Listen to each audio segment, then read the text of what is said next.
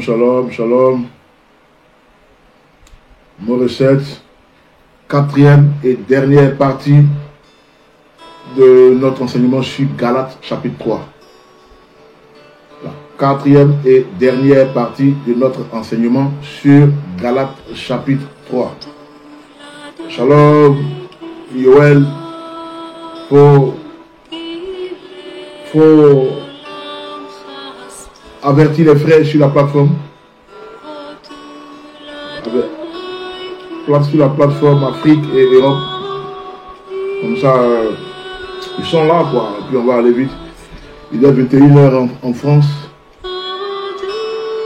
19h en Côte d'Ivoire. Les États-Unis, je sais pas trop.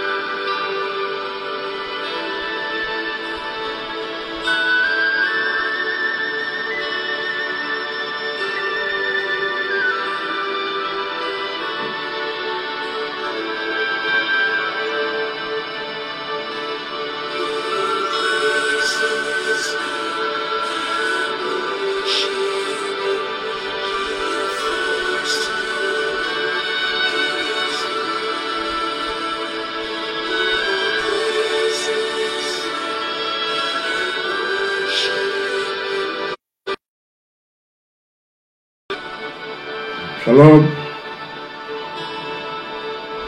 Ok, alors, Eretov, Pokotov, Migratov, vous pouvez vous trouver, le pays où vous vous trouvez. Alors, on va parler de Galates toujours, Galates chapitre 3, et puis ça sera la quatrième et la dernière partie. Bon, en fait, c'est une question qui m'a été posée. Donc, pour répondre, j'ai pris 3 vidéos. J'ai fait 5 heures pour la seule question. Donc, je veux dire que il fallait que j'explique, rentrer, expliquer les concepts. Donc, je suis à la quatrième vidéo, mais qui est la dernière. Donc, il n'y aura plus. Bon, peut-être que c'est Galates. Galates, c'est Romain. Hein? Galates, c'est Corinthien. Galates, c'est Deutéronome. Galates, c'est Jean, c'est 1 Jean. Galates, c'est Matthieu. Galates, c'est Apocalypse. Vous voyez, Galates, c'est Isaïe. Galates, c'est voilà, c'est Galates. Donc, hier c'était la 3e partie. Et aujourd'hui encore, ça sera la 4e. Donc, la 3e partie, j'ai parlé du souci qu'il y a dans l'interprétation. Okay. L'interprétation des lettres de Paul, parce qu'elles sont remplies de contexte. Et donc, là où il y a le contexte, okay, il faut faire attention. Je vais me donner exemple de Shaoul, de Képha, Pierre, qui parlait de Paul dans 2 Pierre 3,16. Il disait comme ça que Shalom, Dieu maman, Boschkovitz. Il parlait comme ça de Shaoul, okay? Képha, Pierre parlait de Shaoul, Paul, et il dit 2 Pierre 3 16, il dit, mais Paul le fait dans toutes ses lettres, d'accord? Tout ce qu'il dit, hein, toutes ces lettres qu'il écrit là, hein, pour le comprendre, hein, pour ne pas distordre le sens, il faut être affermi dans la loi, il faut être affermi dans la Torah, vous voyez? Et donc, c'est exactement ce que Pierre disait de Paul. Donc on a vu ça parce que tout ce que Paul écrit est contextuel. Vous voyez, donc quand Pierre parle de Paul, il dit c'est ce que Paul fait dans toutes ses lettres. Il n'a pas dit à moitié ou le cas, non, il dit dans toutes ses lettres. Et c'est important. Donc hier on est allé étape à étape pour démontrer qu'il ne faudrait pas prendre un seul verset, le tirer d'une lettre pour en faire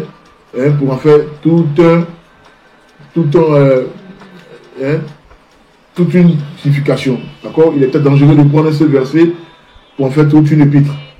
On a donné des versets qui démontraient que Paul était opposé à la pensée de certains chrétiens, parce que pour eux, on n'est plus sous la loi, et quand le pédagogue arrive, celui qui nous conduit au Mashiach, Christ, et donc, une fois qu'il nous conduit là-bas, alors lui, il n'a plus de rôle, il a été. Donc, j'ai donné plusieurs exemples hier, j'ai même parlé du frère qui est au volant de la voiture, il est au feu tricolore, et puis le feu est rouge, au lieu de s'arrêter, il va avec la voiture, et puis au final, il se fait arrêter par la police, c'est une contravention qu'on lui flanque, il doit payer, et puis bon, une fois au tribunal pour payer la contravention, il y a quelqu'un qui sort de nulle part, qui vient payer pour lui, d'accord? Et je voulais faire ressortir le côté pédagogue. En hébreu aussi, il y a un autre concept qui est dit la gardienne. Ok, la loi est la gardienne. Par exemple, dans la version de David Stern, on dit la gardienne. Mais dans la version de Louis II, par exemple, on dit le pédagogue. Mais ce sont les mêmes trucs. Mais gardienne, c'est encore plus intéressant parce que c'est une gardienne. Elle surveille. Vous voyez. Or, pédagogue, c'est ce qu'on utilise. Donc, les chrétiens utilisent beaucoup le pédagogue, le côté temporel du pédagogue et tout. Puis, ce qui est pédagogique, c'est bon, on dit quoi? La répétition est une pédagogie. Enfin, pédagogie, donc, si on parle de pédagogie, ça veut dire qu'il faut toujours rappeler les choses, il faut toujours ramener. Mais en hébreu, le contexte était plus le côté gardienne. Ok, donc, la gardienne te suit là, elle te suit, elle garde ton âme, ta vie. Et donc, je fais mention de ça. Et puis, on est arrivé jusqu'à des concepts comme la définition du péché.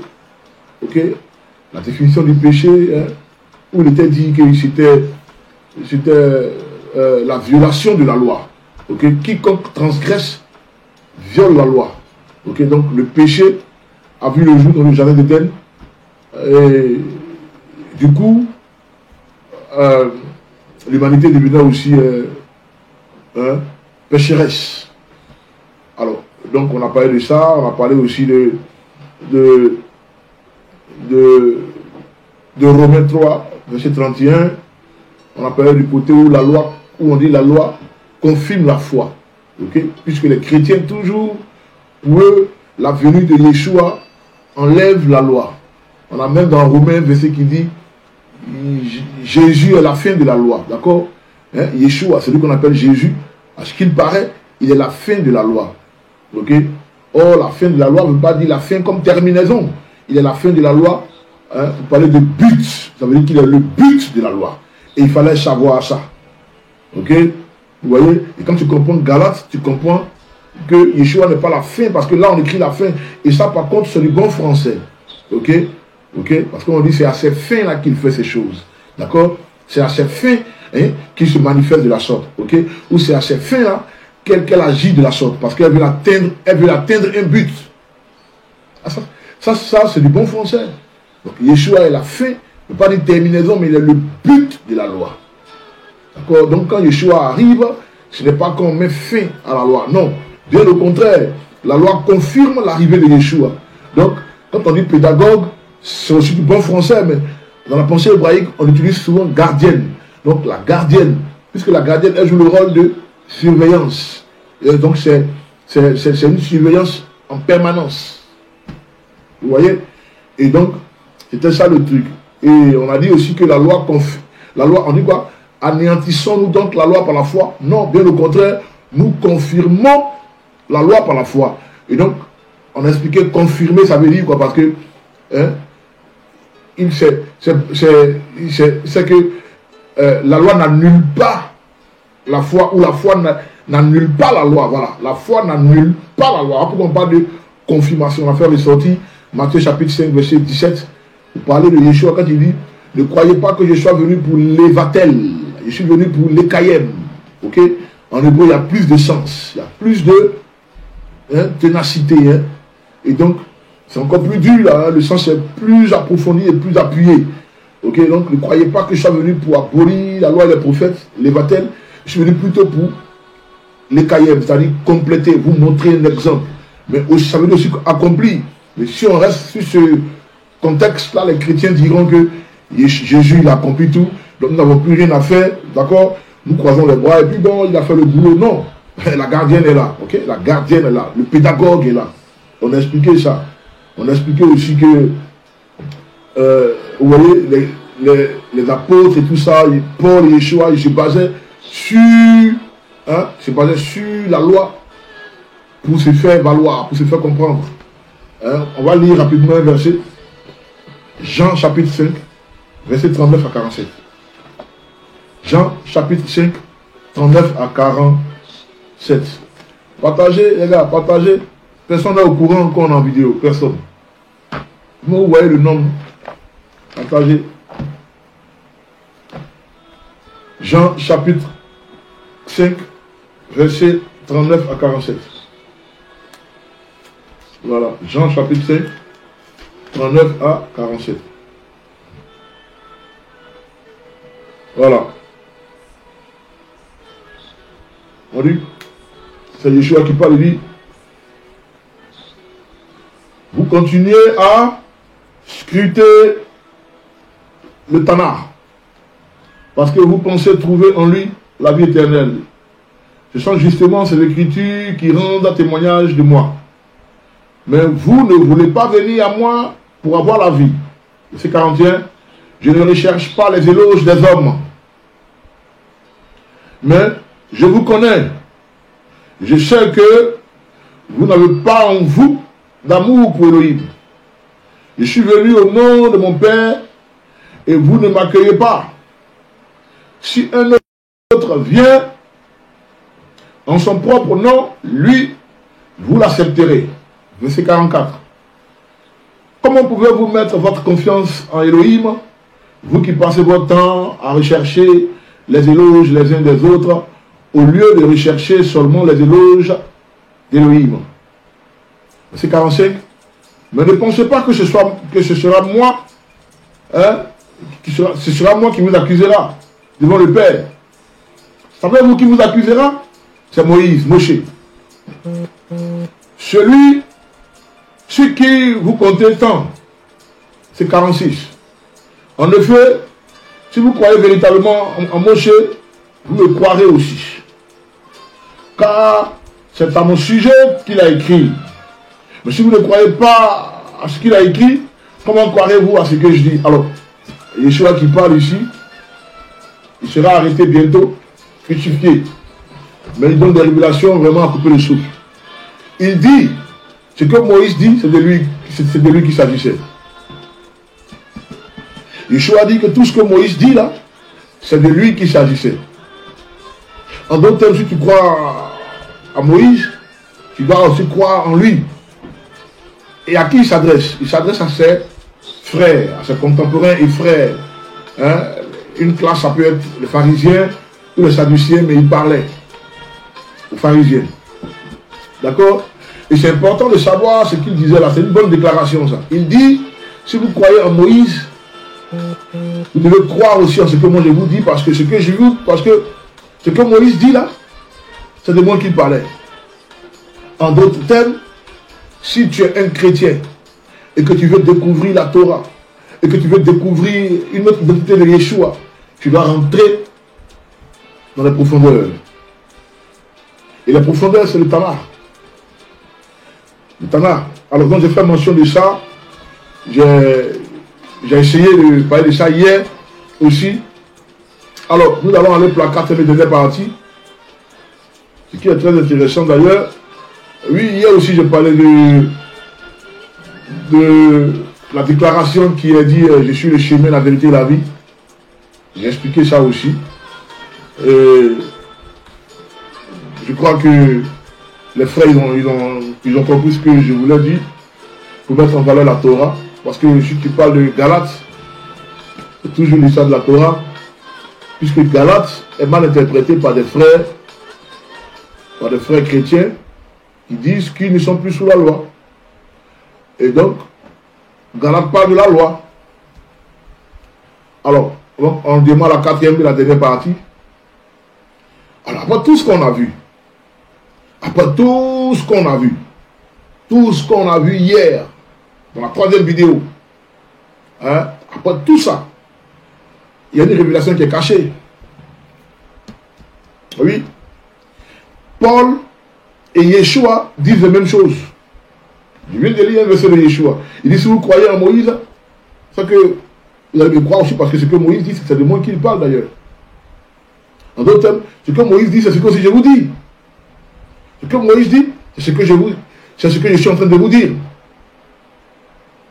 Et on a vu Paul. Les deux fréquentent une synagogue. Les deux ils ont une foi juive. L'histoire s'est passée en Israël, à Jérusalem. En tout cas, le plus de temps. Vous voyez? Et donc, je dis ça parce que, avant de rentrer dans le vif du sujet de Galates, on doit découvrir que, après la lecture de la troisième vidéo, la révélation cachée, c'est que Yeshua et Paul sont d'accord. Ils sont en phase. D'accord? Yeshua est le rabbin de Paul. Paul est le disciple de Yeshua. C'est pourquoi Paul dit, soyez mes imitateurs, comme je le suis moi-même en Yeshua. C'est la même chose comme Yeshua dit à ses détracteurs. Il dit, si vous croyez Moïse, vous allez me croire aussi, parce que ce que Moïse dit, c'est de moi qu'il parle.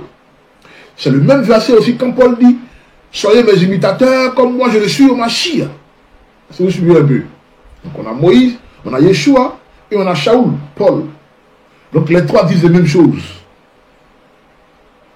Oh, c'est à cause de Galates chapitre 3 que nous sommes arrivés à une quatrième vidéo.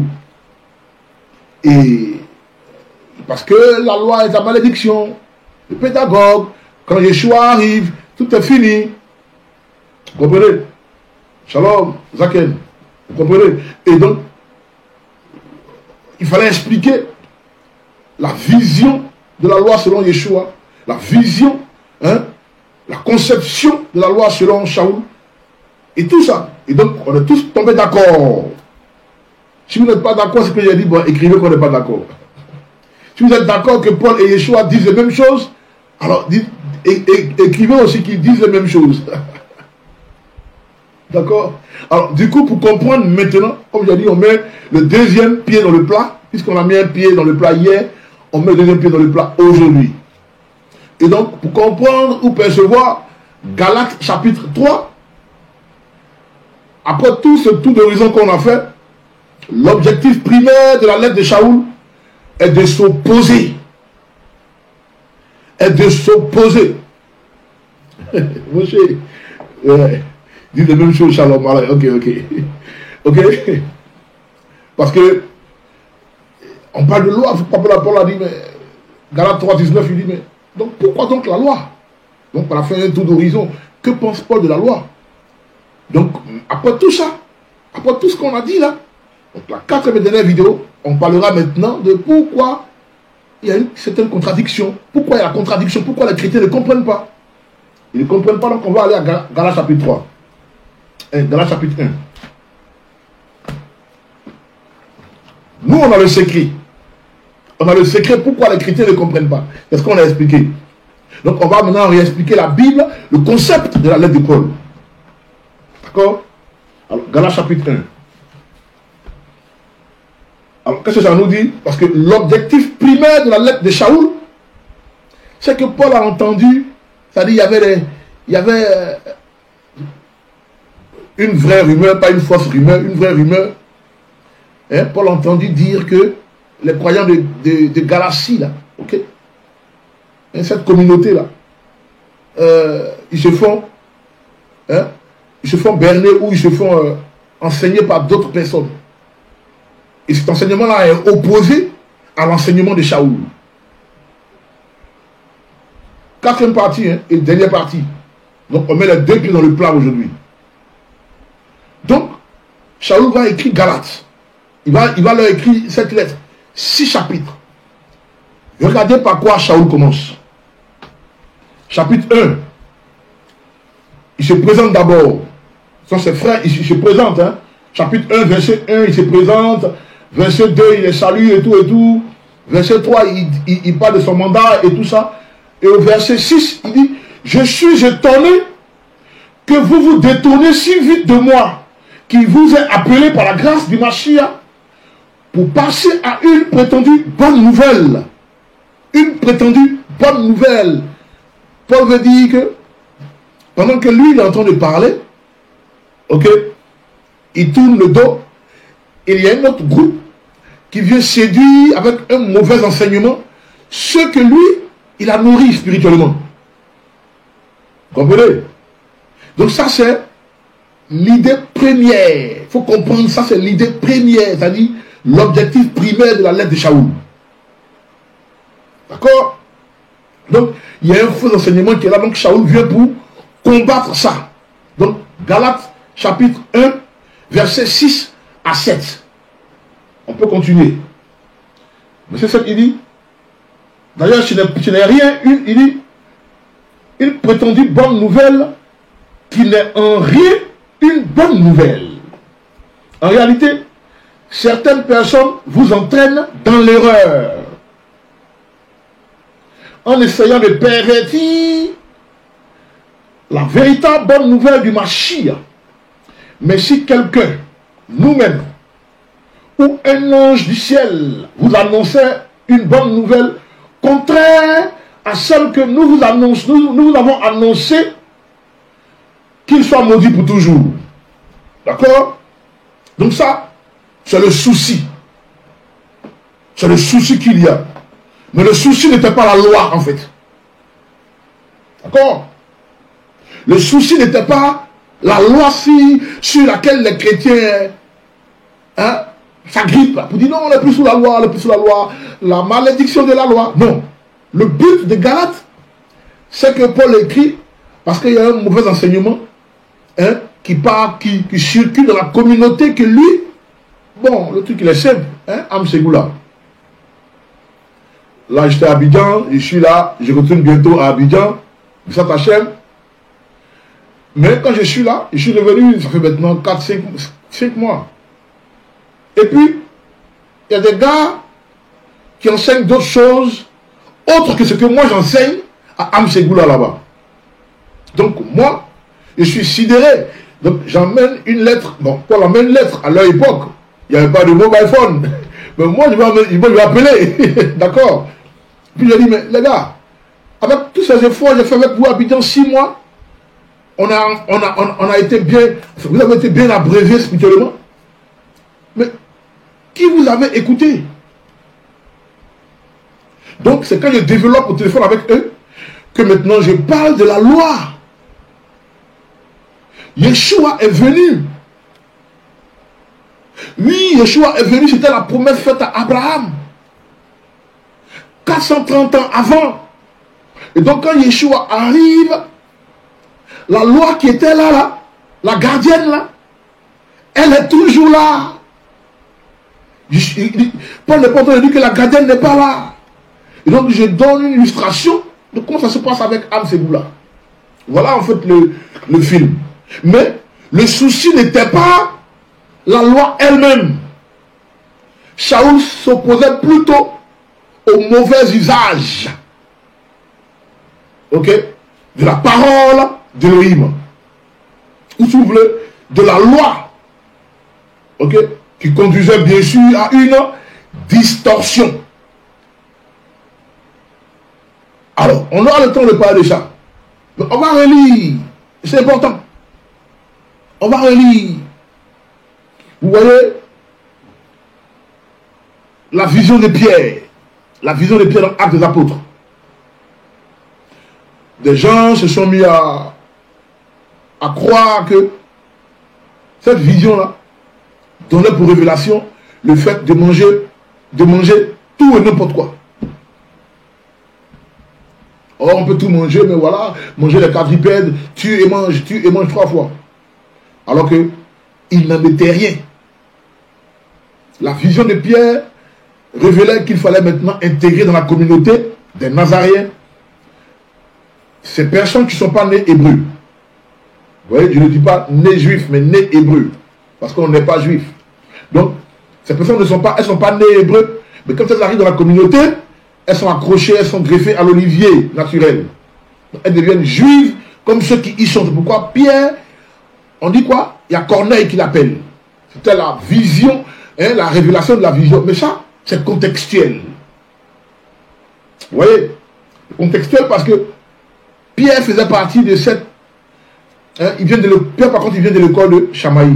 Donc, il faisait partie de ceux-là qui ne se mélangeaient pas avec les gens. C'est pourquoi Yeshua se révèle à lui. Yeshua, il sait que Pierre ne se mélangeait pas avec les gens. Il y avait 2 écoles à l'époque. Chamaï et Hillel. Chamaï, c'est un peu plus dur de caractère. C'est d'ailleurs...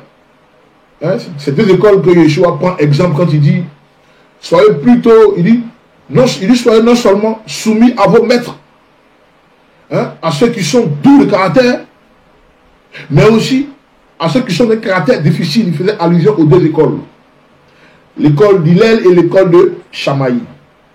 Donc Pierre vient de l'école de Chamaï, avec ce caractère difficile où il ne se mélange pas aux gens. Vous voyez, plus dans Galates, c'est à Pierre que Paul dit mais pourquoi tu fais comme les goïms? On dit quoi? Et Paul replie Pierre publiquement à cause de ce caractère-là, où il ne se mélange pas là. Donc Yeshua lui révèle la vision des quadrupèdes, à lui Pierre expressément, pour qu'il parte rencontrer Corneille et qu'il le baptise, qu'il assiste à son baptême, son mikvé. C'était fait exprès. Ça n'a rien à voir avec la nourriture. Pour dire quoi? Que c'est contexte. Ok? C'est un contexte. C'est pourquoi j'ai mis comme titre, ok, l'explication contextuelle de Galates chapitre 3. Si tu ne comprends pas le contexte, c'est fini. Tu ne comprends rien. Donc, le souci n'est pas au sujet de la loi. Mais il y en a qui viennent avec un mauvais enseignement. Ok? Et l'enseignement mauvais, là, on va le découvrir plus tard. Ok? Qu'est-ce qu'ils enseignaient? Qu'est-ce qu'ils enseignaient? Pour savoir, parce que ce n'est pas écrit dans Galates, hein, mais pour savoir qu'est-ce qu'ils enseignaient, tu dois être né de nouveau. Ah, mais eux, ils sont nés de nouveau, non? Toi, tu dis quoi à toi, là? Ils sont nés de nouveau. Né de nouveau, c'est un concept hébraïque. Hein. C'est un concept juif. C'est pas un concept romain ou chrétien. Hein. Quand on entend souvent les gens, elle est née de nouveau, il est né de nouveau, elle est née de nouveau. Non, hein? Non. Non. C'est un concept purement et simplement hébraïque. D'accord? Et donc, qu'est-ce qui s'est passé? Quel était ce mauvais enseignement-là que Paul vient pour rectifier? Et pour ça, il fait une lettre aux croyants de Galates. C'était quoi? L'enseignement, là, ce qui s'est passé là, pour trouver, c'est dans Actes, chapitre 15, verset 1. Actes, chapitre 15, verset 1. On va lire. Actes, chapitre 15, verset 1.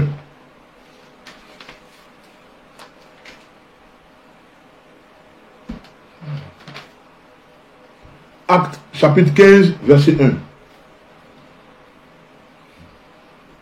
On va partager, hein. Partager.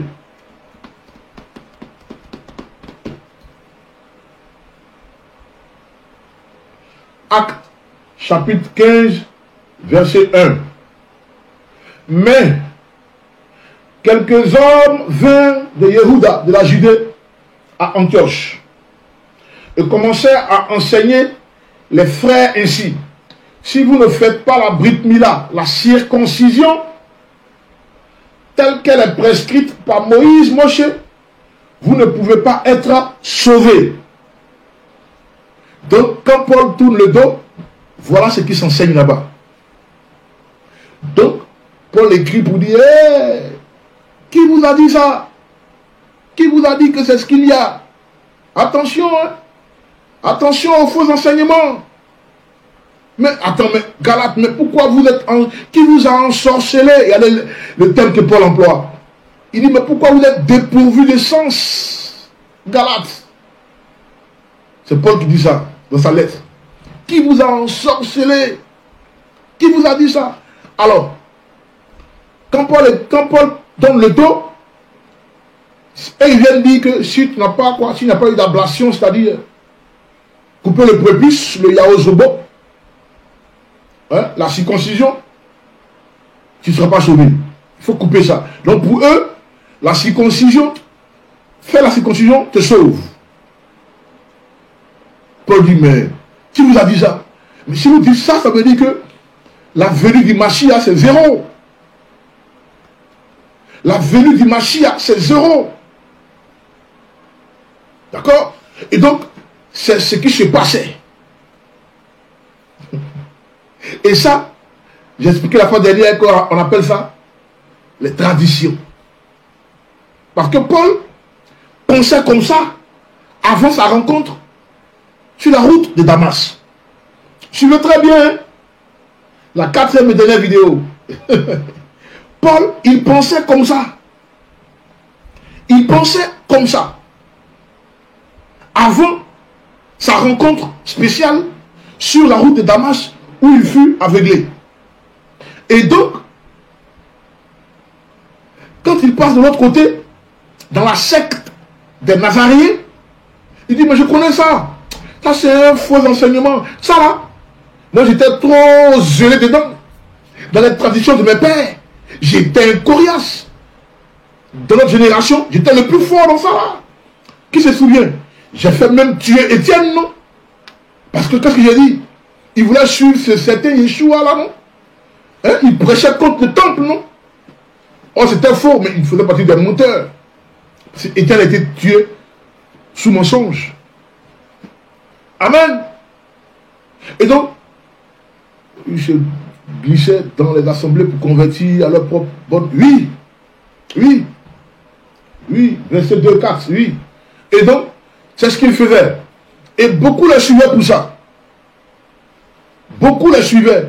Et ça, c'est une tradition du nom de Minrag. N'oubliez pas ça. Minrag. Ça veut dire, ce sont les hommes qui emmènent ça. Ce sont les hommes, ce n'est pas la parole, ce n'est pas la halara qui dit ça. Ce n'est pas le côté légal et légitime, il prend le mot de Moshe Babi. Mais c'est le côté précepte humain. Minrag. Et ça, c'est du légalisme. Ça, c'est du légalisme. C'est ce qu'on appelle être légaliste. C'est ça. Si vous entendez, quelqu'un vous dit, parce que vous observez le Shabbat, il vous traite de légaliste, c'est qu'il n'a rien compris. Est-ce que vous comprenez? Parce que le légalisme, c'est la stricte. Hein, ça désigne quelqu'un qui pense qu'il est sauvé par les œuvres de la loi. D'accord? Et en même temps, ça inclut aussi le facteur de ceux qui font des rajouts dans la loi et aussi qui retranchent de la loi. Oui, la loi a dit ça, la loi a dit ça. Vous savez qu'on était au bled, on disait, on était tout petit, on disait, ah, on ne siffle pas la nuit, comme ça. Quand le soleil se couche et que le ciel s'est assombri, hein, là il est 20h ici, voilà, et que tu es là, tu fais ça. Les parents viennent, hey, chut, on ne siffle pas la nuit. C'est quelle loi qui dit ça? C'est la loi d'Élohim ou bien c'est quelle loi? Ça c'est Minrag. Ça, c'est Minrag. Et ta maman est ton Dieu sur la terre. Ta maman, elle est ton Dieu sur la terre ici, là. Ah, moi, Maman, que mon Dieu sur la terre. Ça, c'est minrag. Ça, là, c'est minrag. Et on dit pas ancienne mère, on dit pas ancienne soeur, on dit pas ancien frère. Mais on peut dire ancienne femme ou ancien mari. Ça, c'est minrag. Vous comprenez? Vous comprenez? C'était comme ça maintenant avec eux. La Brit Mila, la circoncision. Qui envoie ça? C'est Abraham. En âge avancé, Elohim coupe son prépuce. Et il dépose une loi. Que ce soit ainsi pour tous les mâles de ta maison. À partir du 8e jour. Yohanan, Yamin, ils ont subi la Brit Mila le 8e jour. Bon, Dadi aussi, quoi. Parce qu'une fois à la synagogue, le rabbin appelle mon épouse. Il demande à mon épouse si ton mari est circoncis. Et les grands frères, ils ont les manières là. Parce que c'est elle qui peut dire oui ou non. C'est rigolo, les gars. Hein? C'est elle qui peut dire oui, s'il est circoncis ou non. C'est rigolo. Mais ça ne sauve pas, quoi. Donc Elohim place cette loi-là à partir d'Abraham, mais ce n'est pas que ça sauve. Donc les œuvres de cette loi qui vont accomplir, qui a coupé le prépuce là, ça ne te sauve pas. Donc Paul est en train de dire aux Galates que si c'est le cas, c'est que Yeshua est venu mourir cadeau. D'ailleurs, c'était là de manière momentanée, temporaire. C'était la gardienne, pédagogue. Mais quand Yeshua arrive, d'accord, elle est là, elle ne va pas. Mais elle ne nous sauve pas en fait. Puisqu'ils enseignaient que ça sauve. On a lu Acte 15, verset 1. Ça sauve. Paul dit non. Ça ne nous sauve pas. Mais avec Yeshua, ça va nous sauver. C'est pourquoi lui, second lui dit foi. Et David Stern dit confiance plus fidélité. Le témoignage de Yeshua. D'accord? Si tu veux maintenant, coupe ton prépuce, quoi. Parce que ce que les gens n'ont pas compris, Abraham, parce que Elohim a vu son cœur, qu'il a accepté qu'on lui coupe le prépuce. C'était pareil pour Timothée. Pareil pour Tite. Titus, Tite, Timothée. Timothée, c'est Paul qui a coupé son prépuce, Paul. Pourquoi? Parce que Timothée a cru d'abord de son cœur, en croyant du cœur. Il a cru de son cœur. Il a fait Oda, il a fait l'allégeance à Elohim. Alors il se laisse aller. Donc ce que Abraham a fait, c'est d'abord le cœur. Alors le physique vient après. C'est ce que Paul est en train de dire. On va voir plus tard dans Romains, où même il compare les deux entités. Il dit, mais vous pensez que vous allez sauver par votre circoncision. Mais ceux qui ne sont pas circoncis de la chair, et ils observent la loi, ils sont plus juifs que vous. Ils seront des juges pour vous. On arrive là-bas. Mais je veux plus me taire sur le côté légalisme, le côté minrag. D'accord? Le côté minrag. Très important.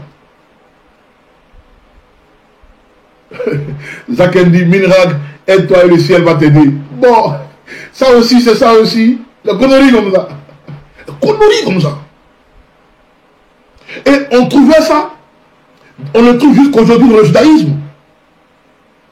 Si ta mère n'est pas juive, tu n'es pas juif. Qui a dit ça? Si ta mère n'est pas juive, tu n'es pas juif. Qui a dit ça? Ça, c'est minrag. Vous comprenez maintenant? Parce que c'est de là que tout ça vient.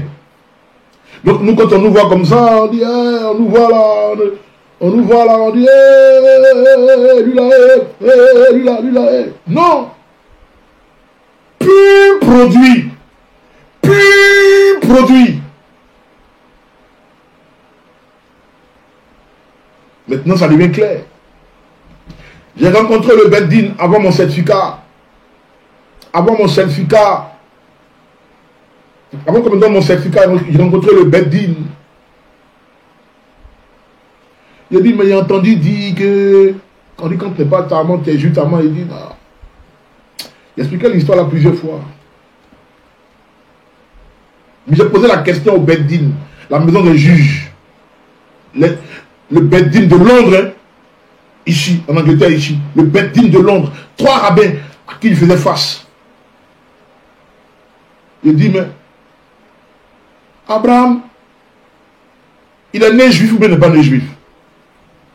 Il me dit, mais tu as la réponse. Il dit, ah, Abraham n'est pas né juif. Donc comment nous, ces enfants, nous, et puis on devient juifs d'un coup. Quand on dit Abraham, quitte ton père, le fait de quitter la maison, de quitter la Chaldée, le fait de quitter là, ça c'est être juif aussi, ça. Il part sur la confiance qu'il a en Elohim, c'est Dieu qui ne connaît pas, mais il veut suivre, c'est lui. Il part sur la parole d'Elohim, il quitte la maison de son père et il part, ça c'est être juif, ça. Ah oui. Ah oui. Ah oui, oui, l'air les rare. Juif, ça n'a rien à voir avec la couleur de peau. Ça n'a rien à voir avec la couleur de peau. C'est une foi. C'est une foi, tout simplement. C'est lifestyle, c'est un mode de vie. C'est une foi. Juif est différent d'hébreu. Parce que pour eux, si tu n'as pas coupé ton prépuce, tu n'es pas juif puisque tu ne seras pas sauvé. C'était ça le truc. C'était ça le truc. Vous voyez? Non, juif de naissance, on n'est pas juif, on devient juif. Donc toutes ces choses-là proviennent de ce qu'on appelle minrag. Je parlais du côté africain et du côté aussi judaïque. C'est ça la minrag. Donc c'est ça que Paul pointait du doigt. Il dit ce sont de faux enseignements. Pourquoi vous suivez ces gens-là? On se circoncit parce qu'on a cru. Et parce qu'on a cru en Yeshua. C'est ce qu'il veut dire Paul. C'est pourquoi il dit dans Romains 3:31 que anéantissons-nous donc la loi par la foi? Non, loin de là, bien au contraire, nous confirmons la loi par la foi. En coupant le prépuce, hein, on obéit à un acte de la loi. Puisque c'est une loi de couper le prépuce. Abraham, tous les mâles, 8 jours après leur naissance, on coupe. Donc c'est une loi qu'on met en exergue, en valeur. Mais c'est parce qu'on a cru d'abord qu'on fait ça. Donc Abraham a cru en Yeshua. Ça rentre maintenant. C'est pourquoi ils ont voulu le tuer. Il dit, Abraham a vu mes jours et il s'est réjoui. La Bible, c'est trop codé, les gars. C'est codé. Abraham a vu Yeshua. Il a vu Yeshua. Celui à qui il a mis sa foi, là, c'est le Père. Le Père, là, c'est lui qui vient manifester en chair sur terre.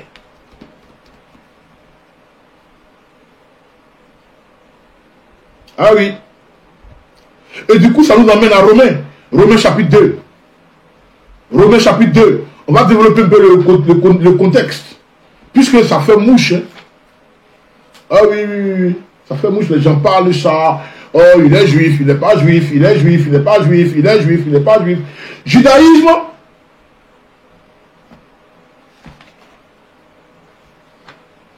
C'est Elohim qui qualifie. Il dit quoi? À l'église de quoi? À l'église de quoi? Hein? La synagogue de quoi? Il dit quoi? Je connais tes souffrances. Je connais ta pauvreté. bien que tu sois riche, Apocalypse 2, 9, bien que tu sois riche, la moquerie, la jalousie de ceux qui se disent juifs, mais qui ne le sont pas, ils sont une synagogue de Satan. Ceux qui se disent juifs, qui a écrit ça? C'est Jean. Où ça? Il était encore fait prisonnier sur l'île de Patmos. Donc c'est lui qui qualifie. Il dit ceux qui se disent juifs. Donc c'est Elohim qui qualifie. Et tu peux ressentir la qualification, tu peux ressentir ça. Par ta qualité de vie, thoraïque, pratiquant, observateur. Pourquoi? Pourquoi Paul dit, l'esprit d'Elohim rend témoignage à mon propre esprit, à moi-même, que je suis enfant d'Elohim. Tu sais, tu as l'assurance de quelque chose. Tu ne fais pas des vidéos comme ça. Tu ne parles pas comme ça. D'où tu sors ces choses-là? Tu prends note, mais tu n'arrives pas à parler. Tu regardes à peine. Parce qu'il te donne seulement. Il te donne seulement. Il te donne seulement. Il te donne seulement. Tu es étourdi. C'est pourquoi la Torah est un arbre de vie. La Torah, c'est un arbre de vie. Des branches à gauche, des branches à droite. Un même tronc. Participant de cette racine qui les nourrit. Racine nourricière. Donc, des fruits sortent sur une branche de l'autre côté, et des fruits sortent sur une branche aussi de l'autre côté, mais c'est la même racine qui les nourrit. Bon, on dit arbre de vie. Tu prends un verset ici, un verset là-bas, ça t'emmène au même sujet. La finesse du roi de l'esprit. Comme on s'en fait rigoler souvent, des gens qui viennent sur Facebook. Mon frère, l'esprit vivifie, hein, la lettre tue, hein, fais attention, hein, il parle de lui-même. People are funny, man. They just sort of jokers, man. They just sort of comédiens. Romains 2. Romains 2. On va lire Romains 2. Romains 2. Ouais, Romains 2. À partir du verset 25. En effet, la circoncision n'a de valeur que si vous faites ce que la Torah prescrit. Mais si vous êtes transgresseur de la Torah, votre circoncision devient une circoncision. Qui parle? C'est Paul. À qui? Aux croyants. D'où ça? De Rome. C'est ce que je viens de dire, c'est ça qui est là. Il reprend. Il dit, en effet, la circoncision n'a de valeur que si vous faites ce que la Torah prescrit. En d'autres termes, ils sont en train de faire la circoncision, mais la Torah prescrit que la circoncision ne sauve pas. Et eux, ils pensent que c'est la circoncision prescrit. Enfin, sauve, pardonnez-moi. C'est pas ce que la Torah enseigne. La Torah n'enseigne pas ça. Que la circoncision sauve. Donc, en d'autres termes, Paul s'adressait à une communauté en Galatie. Et les chrétiens, on ne sait pas d'où ils viennent. Vous n'êtes même pas au début d'une affaire et vous dites que c'est vous qui avez géré l'affaire. Vous voyez, depuis le départ, vous voyez, c'est loin. C'est loin même de la chrétienté. Ça n'a rien à voir, carrément. Ils sont loin de là. Vous voyez, on parle de circoncision ici des grands frères. Une affaire familiale. Je poursuis. Verset 26. Par conséquent, si un homme incirconcis garde les ordonnances justes de la Torah, son incirconcision ne sera-t-elle pas comptée pour circoncision? Oui, parce qu'il y a deux groupes dans la communauté des Galates. Il y en a, Paul prend un exemple, il y en a qui sont circoncis et qui observent la loi comme il se doit. Mais vous êtes circoncis et puis vous pensez que c'est ça qui va vous sauver.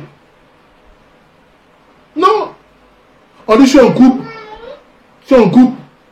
tous les doigts, tous les 5 doigts, on est beau, on devient beau.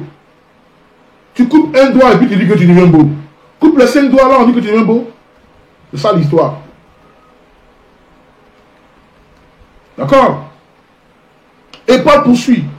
Verset 27. Il dit, effectivement, l'homme qui est physiquement incirconcis, mais qui obéit à la Torah, se tiendra comme un jugement contre toi, qui a fait la Brit Mila, et dont la Torah est marquée dans la chair, mais qui la transgresse.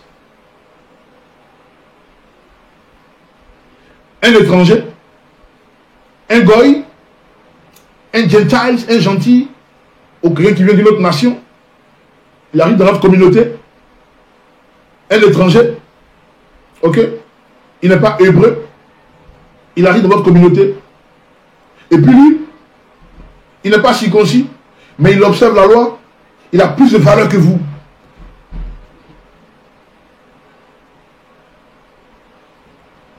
Voilà l'histoire des Galates qui est là. Hein. C'est bien étalé là dans Romains. Et il poursuit encore, il dit quoi? Et puis il dit quoi? 29, ah là c'est fort là. Hein. Il dit, mais le vrai juif, il dit, car le vrai juif n'est pas celui qui est de l'extérieur. La vraie circoncision n'est pas seulement visible physiquement. Ah là il va maintenant en profondeur maintenant. Ok? Il appuie maintenant son contexte. Qu'est-ce qu'il veut dire par là? Le juif, ce n'est pas celui qu'on voit là. Bon, vous voyez, l'affaire devient sérieuse maintenant. Hein. Moi j'ai les Panama. L'affaire maintenant devient sérieuse là. Hein? Hein?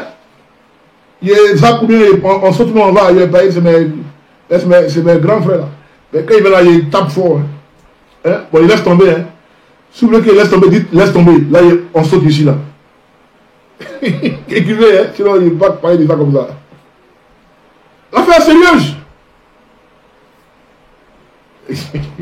La zéloterie. L'affaire est sérieuse. Hein? L'affaire est sérieuse, hein, les gars. Oh. Vous comprenez? Donc c'est une affaire familiale, c'est entre les grands frères.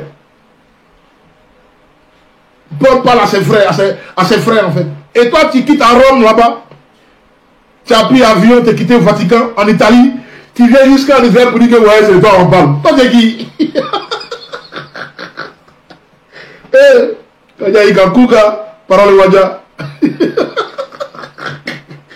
Évitez les chrétiens, les gars, les chrétiens sont pas. Évitez les chrétiens, moi. Alors, Paul dit quoi? Il dit, car le vrai juif n'est pas celui qui est de l'extérieur. La vraie circoncision n'est pas seulement visible. Il dit seulement visible. Vous voyez un peu? Alors, il veut dire quoi par là? C'est ce que j'ai expliqué. Pas le fait de couper le prépuce, mais en fait, c'était la circoncision du cœur. La circoncision du cœur. Les jours viendront où je ferai une alliance avec la maison de Juda et la maison d'Israël. Et non pas l'alliance que j'ai faite avec leurs parents, non pas de la sorte, mais quoi, je mettrai ma loi sur le cœur. Afin qu'ils connaissent ma loi. Et à cette époque, à ce moment-là, personne ne pourra enseigner à son frère, lui dire de faire ci, faire ça, car il connaîtra. Et cette phrase est prophétique. En d'autres termes, quand Abraham, le prépuce a été coupé, c'est parce qu'il a cru du cœur. C'est pourquoi on dit, cela lui fut imputé à justice. Il est justifié. Genèse chapitre 26, verset 5.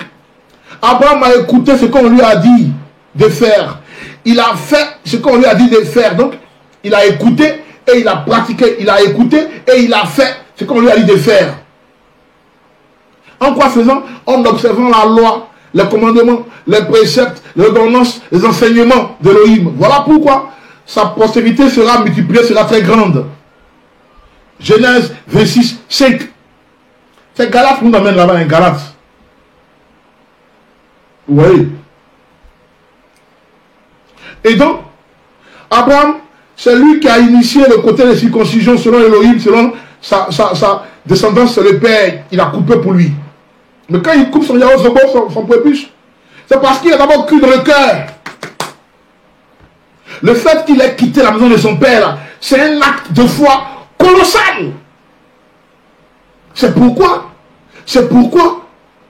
il accepte. Regardez même l'Akéda, il accepte pour le ligotage d'Isaac.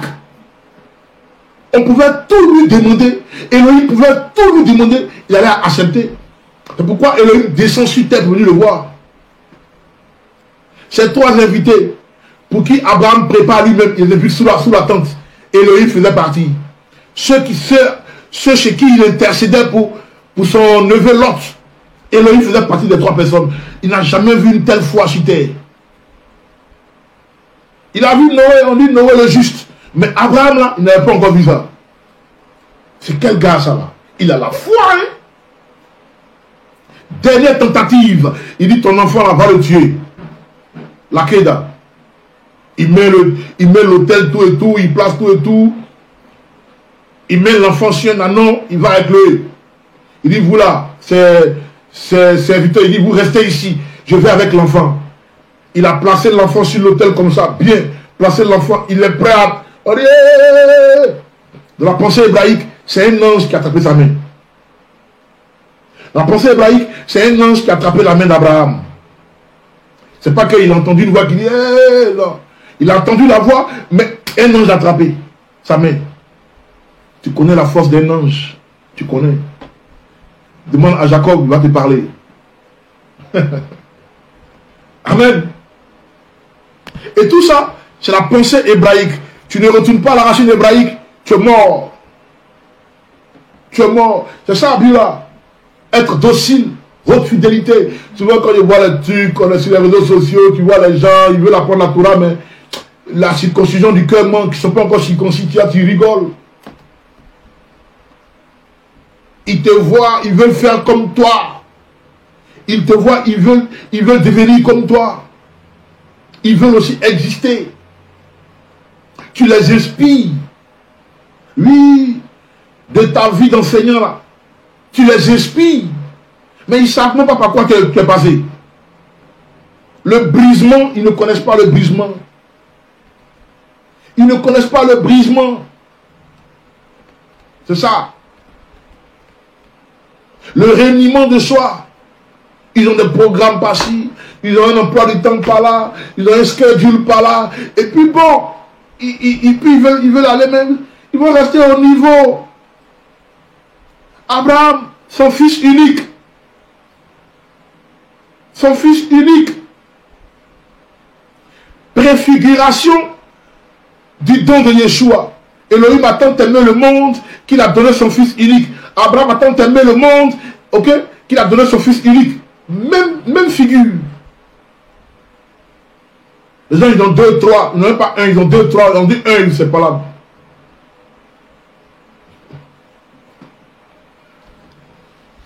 Vidéo partagée là, c'est pas là. Oh, ben Mori, oh là là, ben Mori, ben il nous saoule. Oh, ben Mori. Moi, il me plaît beaucoup, Mori. Quand il enseigne là, il me plaît, mais bon. Oh. Mais il nous saoule, oh, ben non. Ah oui. Vous ne deviendrez jamais comme Mori. Eh, mais il est prétentieux celui-là. Hey, quand un homme marche, quand il marche, à ce qu'il paraît, il laisse des traces. Tu as passé par où? C'est quoi ton expérience? On continue.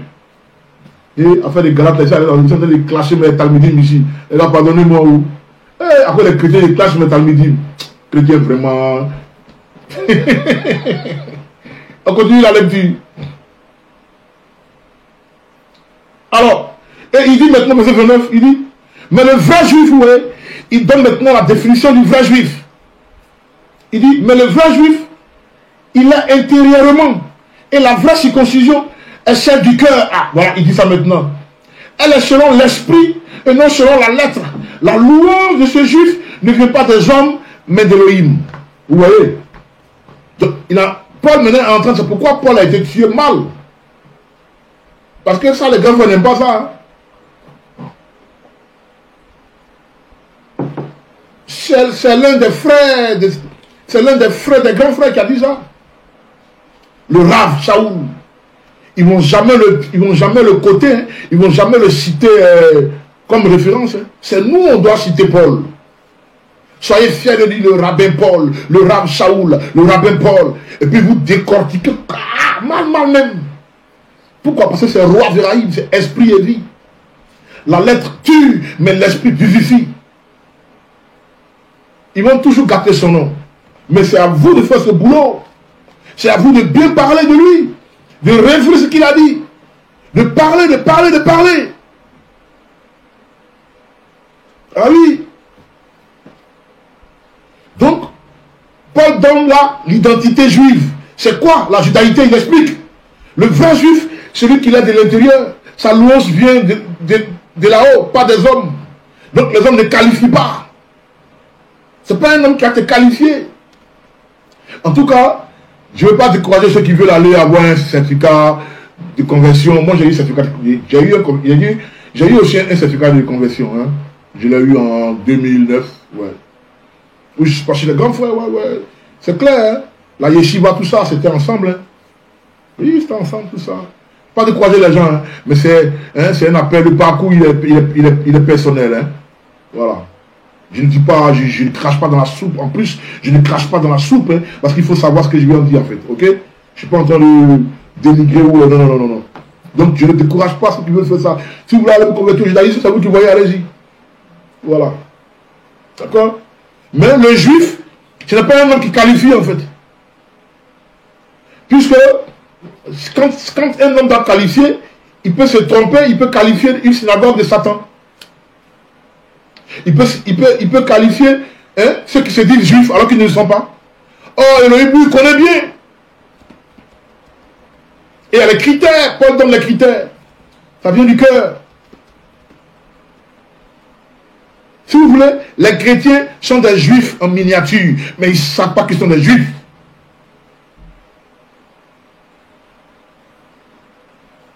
C'est Ephraïm. Allez-y les tirer. Allez-y les tirer. Bon, Galate est fini, hein, j'ai décortiqué, mais ils ont besoin d'aide. Au final, ils ont besoin d'aide. C'est ça le truc en fait. Ils ont besoin d'aide. Moi, je fais mon boulot. Depuis le commencé, parce que dans la 4e partie, depuis la première partie, mais mon inbox est gâté. Même aujourd'hui, bon, pas parler. Les hommes de Dieu, oui, ça vient encore doucement, tranquille. Même aujourd'hui, il me réveille le matin, c'est bourré. J'étais à 400 et quelques amis, je monte là à 460, ça m'évite seulement. J'ai fait ma part.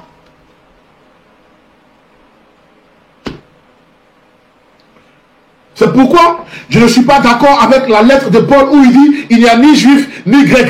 Paul ne peut pas dire il n'y a ni juif ni grec et puis il va dire que le juif c'est celui qui est de l'intérieur. Parce que ce que Paul dit ici, le juif qui est de l'intérieur, il est en train de faire quoi? Il est en train de dire que c'est une foi. La foi n'est pas physique, elle est spirituelle. Donc le juif, il est de l'intérieur, du cœur. Ça ne vient pas des hommes, mais ça vient d'Elohim. Elohim est esprit. La loi est spirituelle, on a vu ça hier. C'est comme la foi, les deux sont spirituels. Donc la loi est spirituelle, la foi est spirituelle. Donc quand il dit il n'y a ni juif, ni grec, non. Il veut dire il n'y a ni hébreu, ni non-hébreu. Parce qu'il y a une différence entre juif et hébreu. Hébreu, c'est une langue parlée. C'est une ethnie. C'est aussi une race. Bon, les grands frères n'aiment pas ils n'aiment pas trop l'expression race, ils n'aiment pas ça. Dites tout coup, c'est une langue parlée, puis c'est une ethnie. Oui. Et juif, c'est une foi. Donc il y a des Hébreux juifs. Il y a des Arabes juifs. Il y a des Ivoiriens juifs. Il y a des Français juifs. Il y a des Israéliens juifs. Ah, Israël, Beaucoup d'Israéliens, ils ne sont pas juifs. Plein. Ils ont le passeport israélien, ils ne sont pas juifs.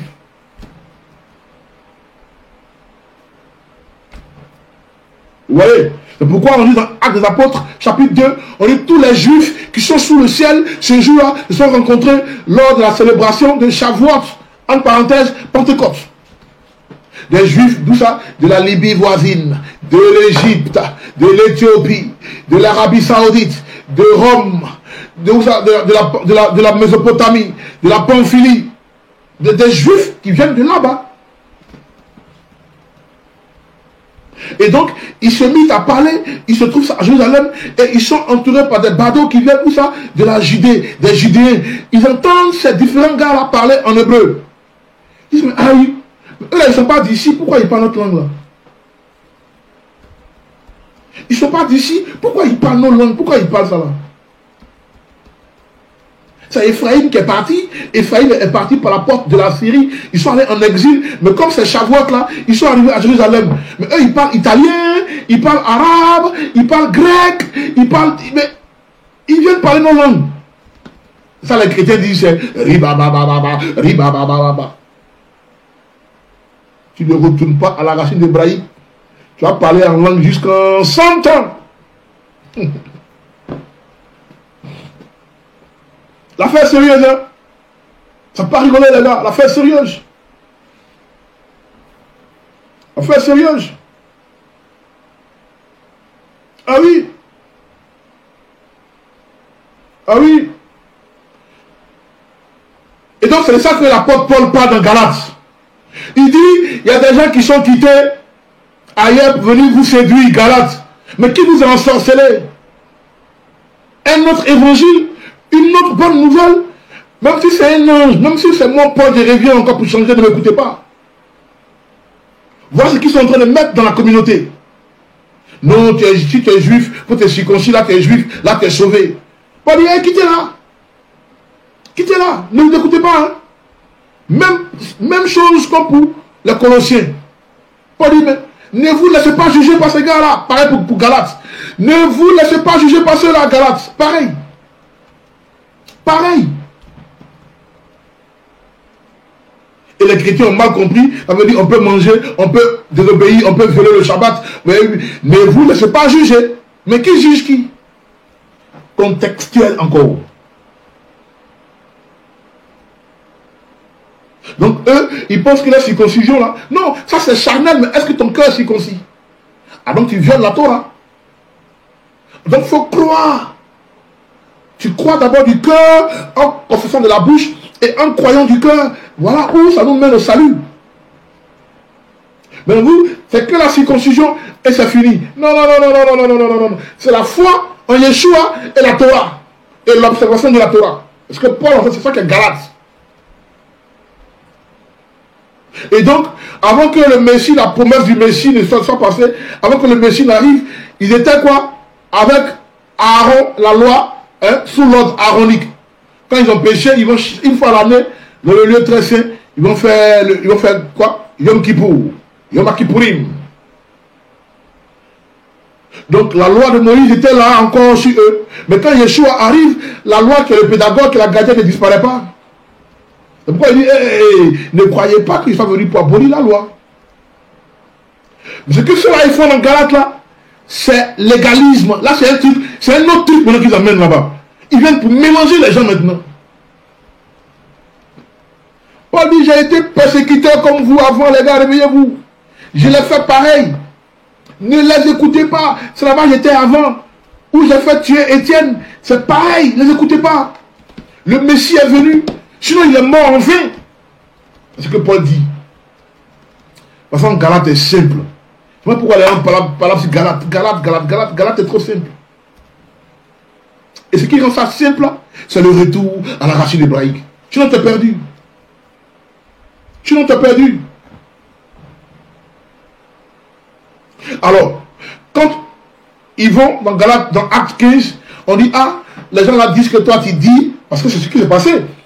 On dit, les gens disent que toi tu dis que faut plus faire circoncision. Paul dit, il n'a pas dit ça. Hein.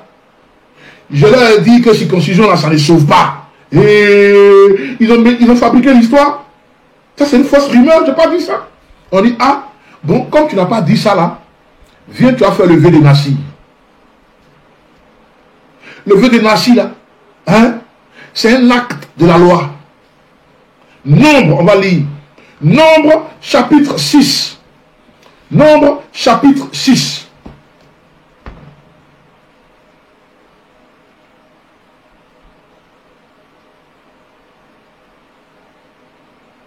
Nombre, chapitre 6.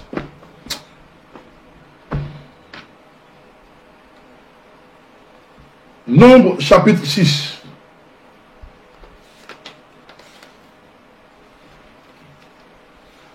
Ça vaut la peine de lire même. Nombre, chapitre 6. Verset 1 à 27. Lisez vous-même. Nombre, chapitre 6, verset 1 à...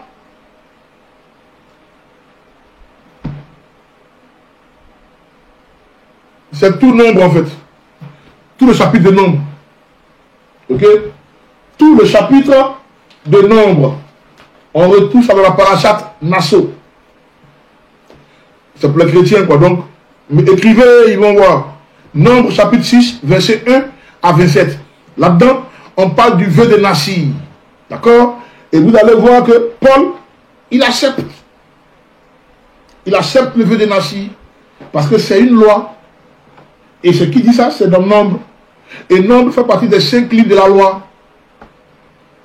Donc, quand je vois les anciens, Jacques et Pierre et tout ça à Jérusalem, lors du concile de Jérusalem aussi. Hein. Ah ben écoute, ben il y en a 3 gars qui sont avec toi là, hein, avec nous là, il faut les prendre, il faut payer leur transport, et puis allez-y faire le vœu de Nassi. Et Paul va faire le vœu de Nassi, il se rase les cheveux. C'est un vœu. Le vœu de Nassi, soit tu te rases les cheveux, soit tu ne te rases pas les cheveux à vie. Qui connaît l'histoire de Samson? On ne va pas toucher ses cheveux, non, Samson. C'est un vœu de Nassir. Il donne le secret à Dalila, la porte de la nuit. Allez hop, il devient aveugle. Puisqu'il a allé donner le secret à la porte de la nuit. Dalila, Dalet et Leïla. D'accord? Et donc, ça, c'est un acte de la Torah. Si Paul enseigne contre la Torah, ou bien il dit que la loi, elle est annulée, pourquoi lui, il va aller poser un acte? Un acte que la loi recommande. Si c'est moi, je suis Paul, il dit, mais non, je suis plus sur la loi, il ne fait plus ça. Donc, en d'autres termes, Paul n'est pas en train de se contredire. C'est les gens qui ont mal compris Paul. Les gens ont mal compris Paul. Galates, chapitre 5, verset 1 à 5. Galates, chapitre 5, verset 1 à 5.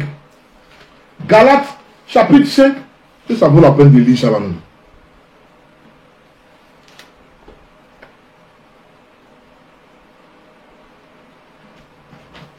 Galates, chapitre 5, verset 1 à 5.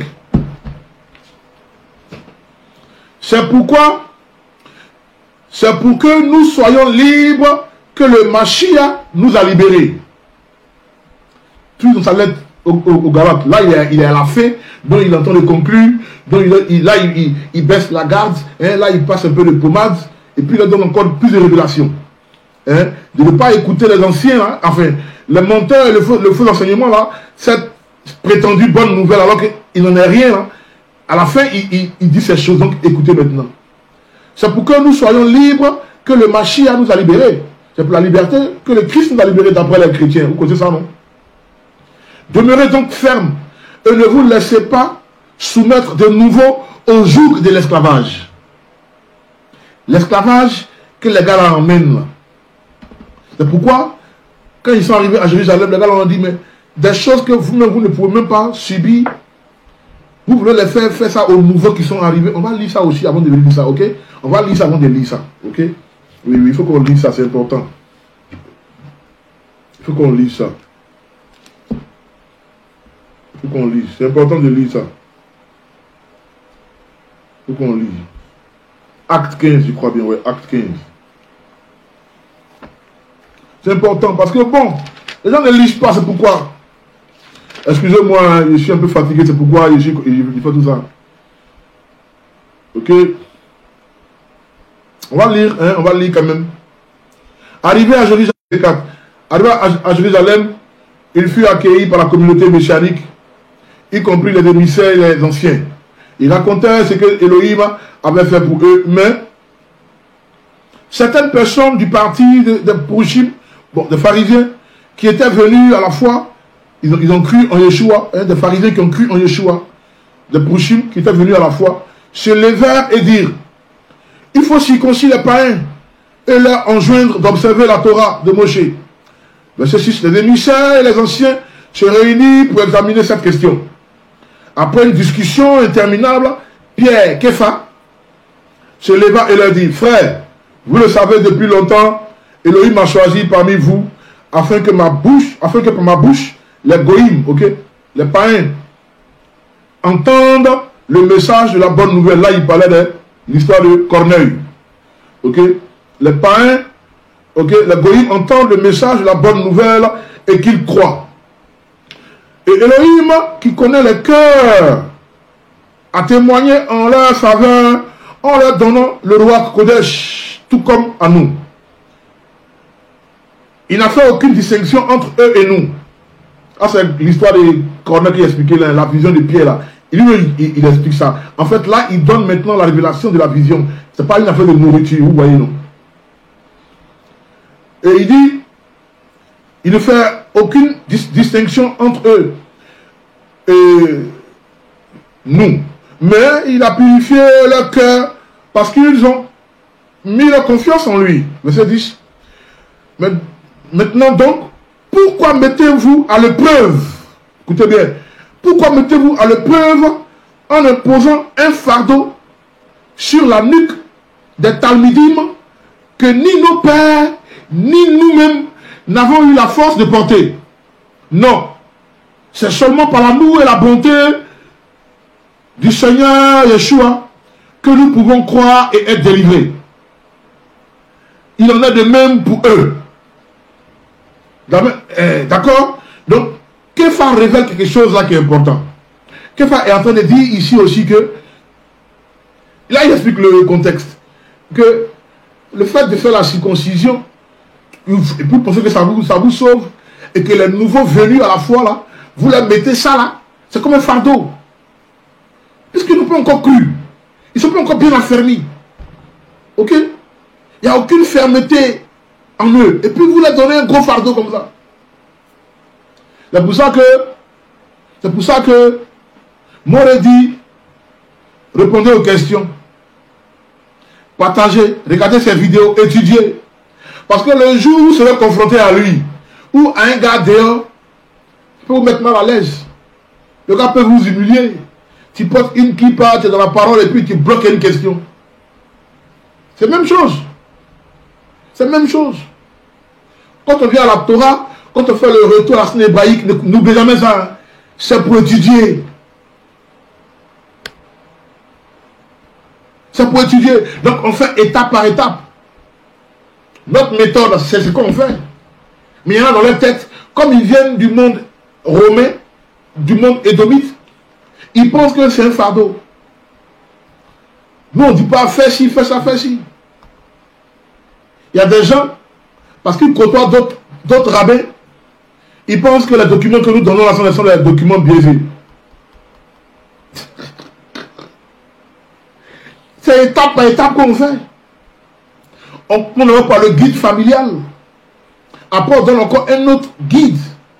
Après, à Amsegoula, à la synagogue, on a donné maintenant un guide. Pré-final, si on peut dire.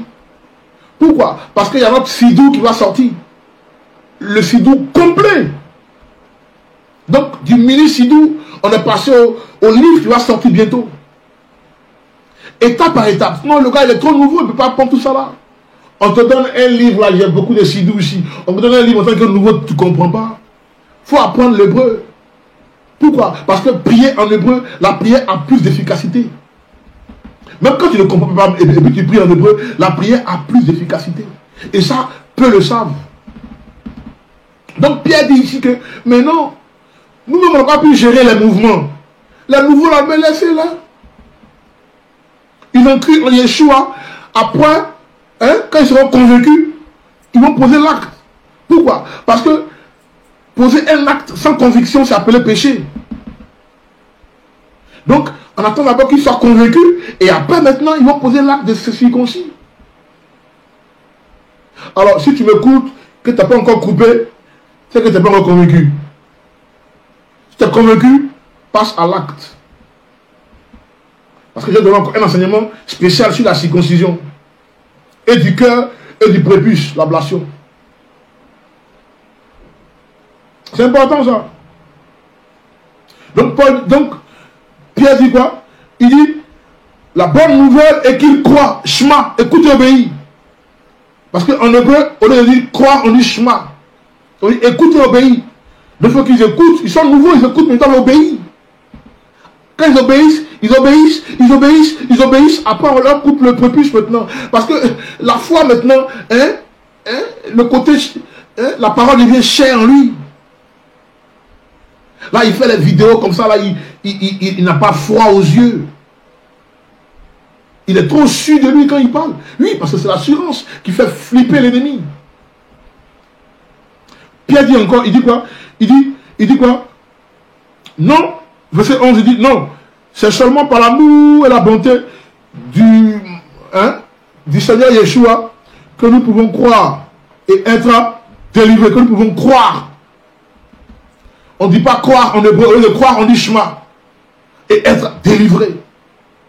Et parvenir au salut. Et être sur le chemin du salut. Et éviter la perdition. Croire.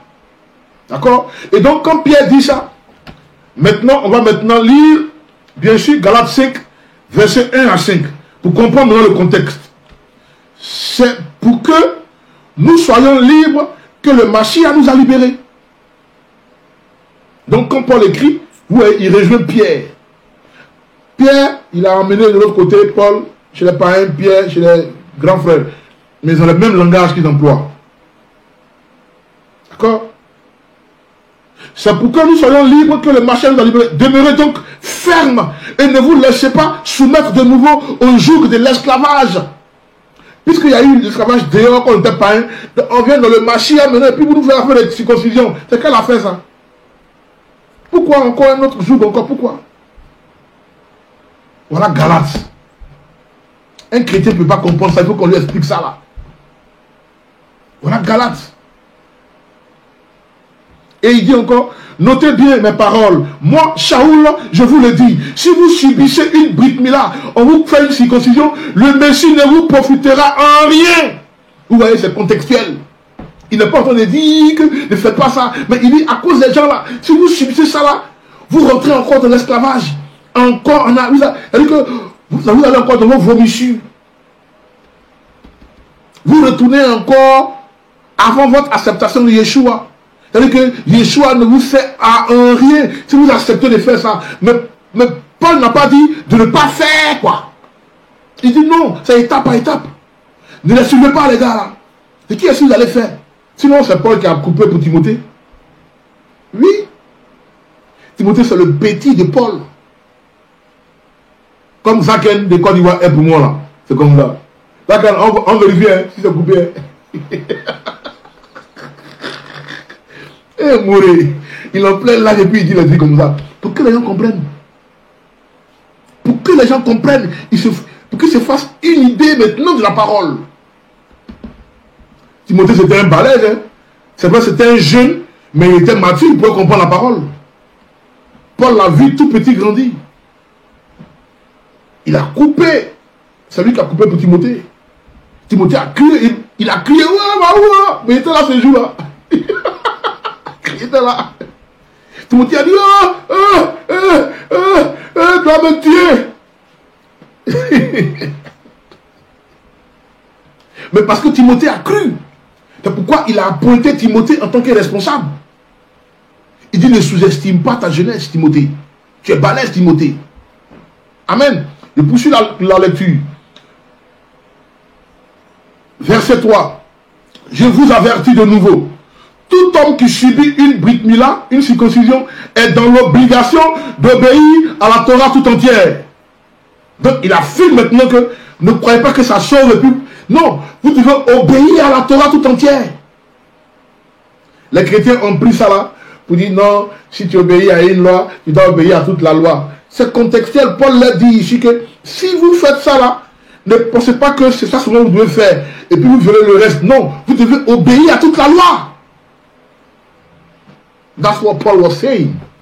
Easy. Easy.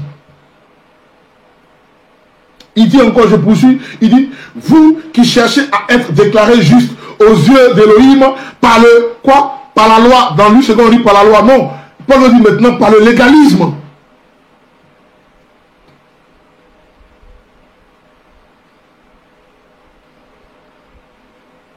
Donc, le légalisme est différent de la loi de Moïse. Le légalisme, ce sont des rajouts. Minrag, des rajouts. Des préceptes humains. Les traditions des pères. Vous comprenez même.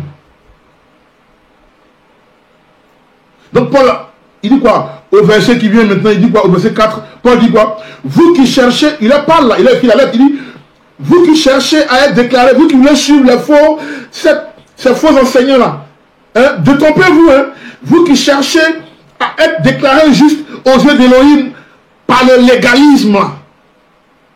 Vous vous êtes coupé du Mashiach, c'est fini pour vous. Donc l'affaire était sérieuse. Donc Paul s'est fait la différence entre la loi de Moïse, ok, on n'est plus sur la loi du péché et de la mort. Mais eux, ils créent une autre loi qui dit qu'on est sauvé en coupant le prépuce.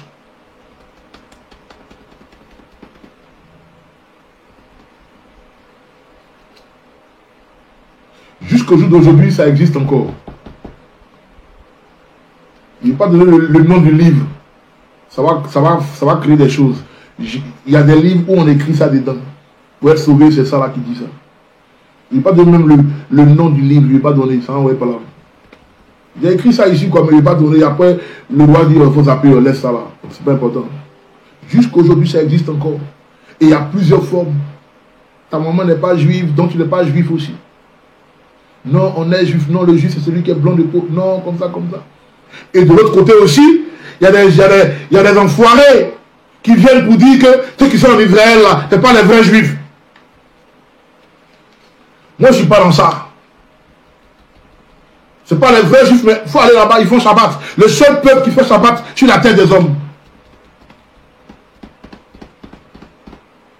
Le seul peuple sur la terre des hommes qui fait le Shabbat quand le vendredi arrive, qui observe les Moédim. La fête commence dans 2 semaines là.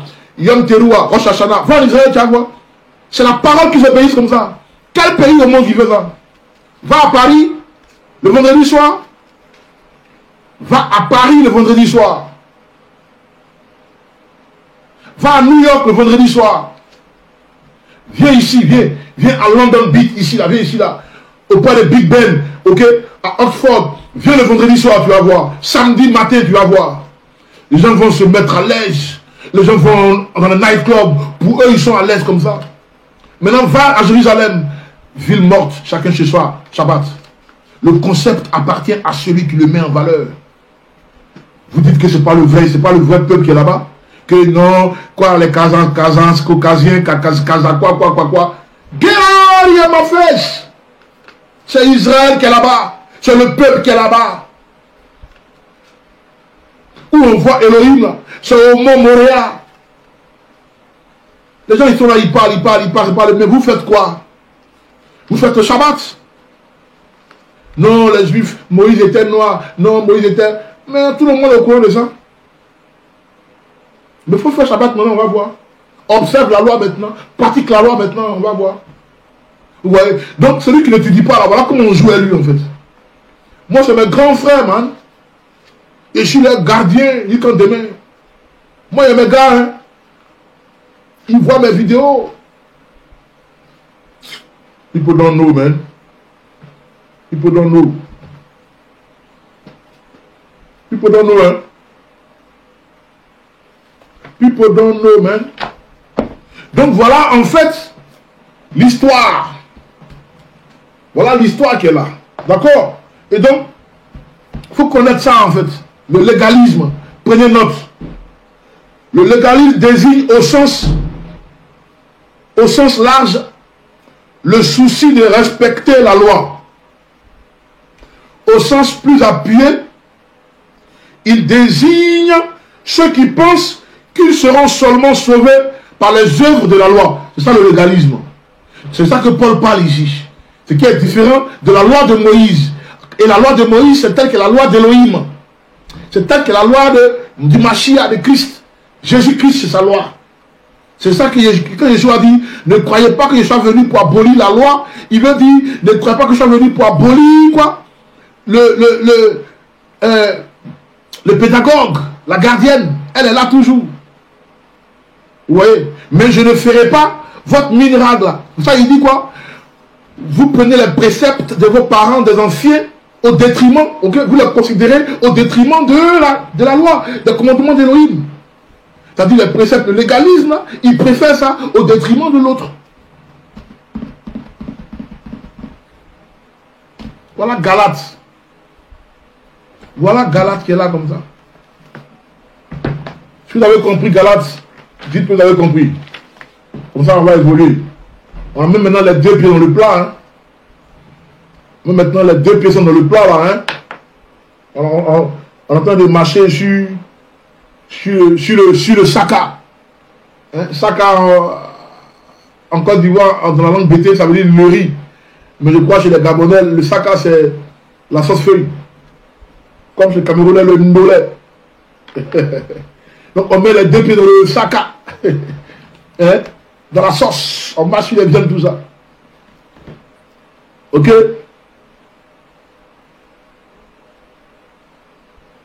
D'accord? Donc voilà un peu l'histoire. Voilà un peu l'histoire.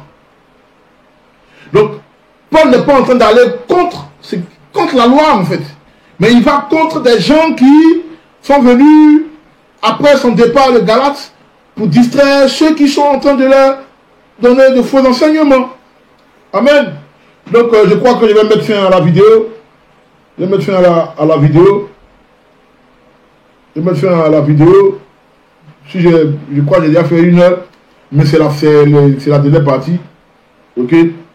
Voilà, c'est la dernière partie.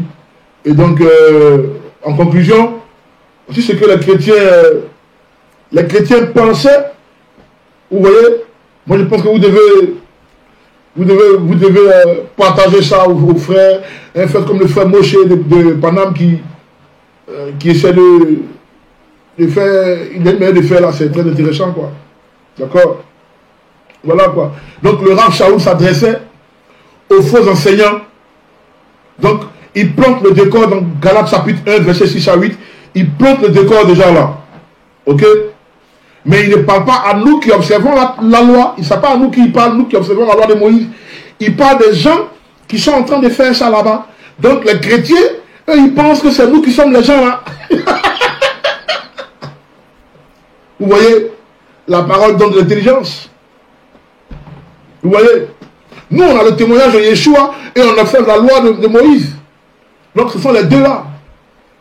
C'est ce que Apocalypse chapitre 12, 17 dit. Le dragon tout furieux, il cherche les enfants de la femme. Il cherche quels enfants? Ceux qui ont gardé le témoignage de Yeshua et qui ont la Torah. Donc, Paul s'adresse aux faux enseignants de Galates. Mais les chrétiens pensent que c'est de nous qui parlent. Or, nous, on n'a rien à voir avec eux. Nous, on est d'accord avec Paul. On dit, Paul, il faut les clasher. Allez, Paul, clash-les. Clash-les. On lance des cailloux et puis nous, on fuit. Amen. Donc, Paul n'est pas en train d'approuver les chrétiens. Les chrétiens pensent que Paul parle à leur faveur. Non. Paul les désapprouve, en fait. Ouais. Donc, du coup, on a la vision claire et nette du livre, de la lettre de Paul aux Galates. On a le concept de la foi, c'est-à-dire la confiance et la fidélité en Elohim. Voilà ça en fait. Voilà ça. Et donc pour finir rapidement, on va prendre Galates 3, 17, où il faut que je donne ça. Galates 3,17, bon, je l'ai déjà dit, hein, mais que ça reste dans la tête encore. Galates 3,17, qui dit quoi? On dit, voici ce que je veux dire. Il faut que je prenne pour lui, c'est bon. Lui, c'est bon, là, chic. Galates 3,17.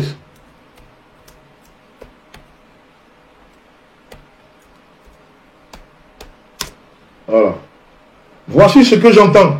Une disposition que Dieu a confirmée antérieurement ne peut pas être annulée et ainsi la promesse est rendue vaine. Bon, j'ai déjà dit ça. J'ai déjà dit ça dans la vidéo passée. Donc, grosse bise à tout le monde. C'était mon recette. Hein? Mais, sachez que demain, je reviens avec la parachate Kitavo, le résumé de parachate Kitavo. On va encore développer. Et puis, la semaine prochaine, hein, la parachate, la semaine prochaine, c'est la parachate quoi? Netzavim, non? Netzavim Vailer, c'est une double portion. C'est Sedek. Ouh, Sedek. C'est Sedek hein, qui va vous tenir en haleine. Et puis, demain, c'est moi j'ai fait Kitavo. La semaine prochaine, c'est Sedek. Hein, elle va faire ça le mardi. Le mardi, mercredi, ça va dépendre d'elle. Mais moi, je reviendrai avec un autre débat encore, Bissat Hachem, qui sera la différence entre l'ordre aronique et l'ordre de Melchisedec. Les chrétiens aussi, ça c'est un autre point là. Melchisedec. On vient pour clarifier ça, quoi. D'accord? Donc, si vous êtes d'accord, pour la semaine prochaine, hein, sur l'enseignement des deux ordres, l'ordre aronique, ok, la prêtrise d'Aaron et la prêtrise de Melchisedec. Si vous êtes d'accord, ben bon, dites que vous êtes d'accord et écrivez que vous êtes d'accord et puis on va. Comme ça, je me prépare pour ça. Mais, pour vous dire en clair, Galate là, c'est un vieux poste en fait. C'est un vieux truc en fait. 2017 que j'ai repris quoi. Donc, étudiez les gars, étudiez puis ça reste en vous. Étudiez puis ça reste en vous. Grosse bise. Bonne recette. Au revoir.